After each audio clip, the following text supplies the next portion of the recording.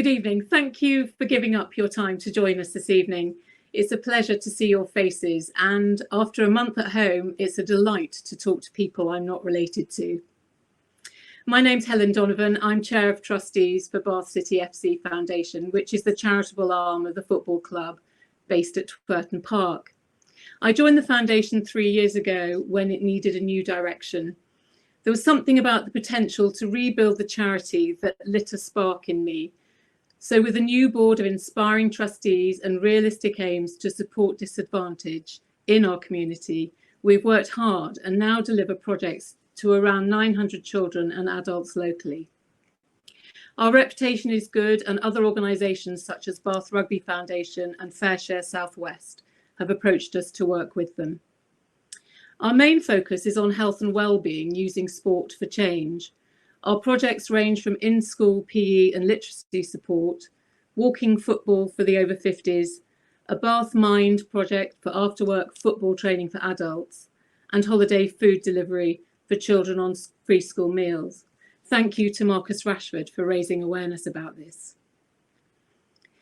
You may have visited Bath, but I doubt you made it to Twerton. 35% of children here live in poverty.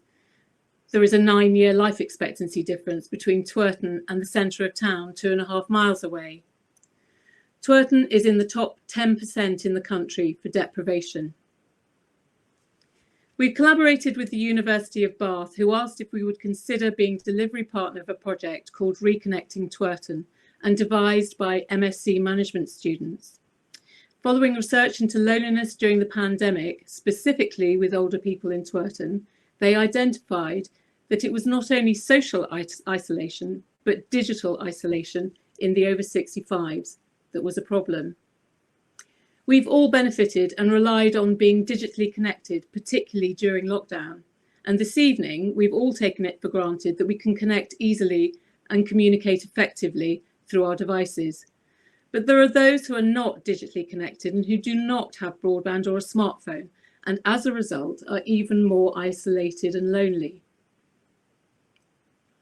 Local agencies confirmed that the pandemic has created a greater need for human interaction, and many of our target group live alone and often don't speak to anyone at all during the day.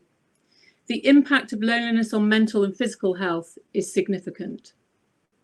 The Lottery Community Fund has funded our 6-month pilot, and we're working with local organisations to engage a group of lonely over 65 as our phase 1 cohort. There is a steering group of stakeholders who meet monthly, and Libby is the project lead, who has recruited a wonderful group of volunteers. Once we started delivery, it became clear that friendship and cake come first before introducing the tech. And if we were all together tonight, I'd have made a lemon drizzle and it would have been cake all round. The project involves phone calls, short walks and fresh air, doorstep chats, and a gentle introduction to the digital world.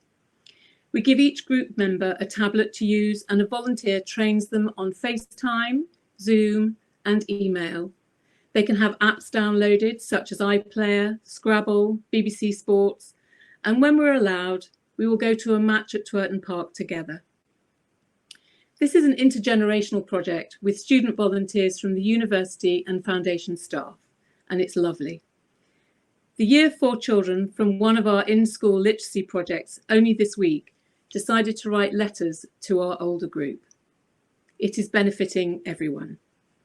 The Mental Health Foundation's Wave 8 research found that 61% of people reported that either being kind to others or receiving kindness from others has a positive impact on their mental health. Carol lives alone in Twerton. She was widowed 2 years ago, and her lockdown day revolves around reading the paper and looking out for her neighbours who do her shopping. She misses going to church. Since volunteer Rohan showed her how to use the tablet, she can now access church services on Zoom. "Look," she said when he set it all up, "I can see people's faces. I haven't seen my friends for ages."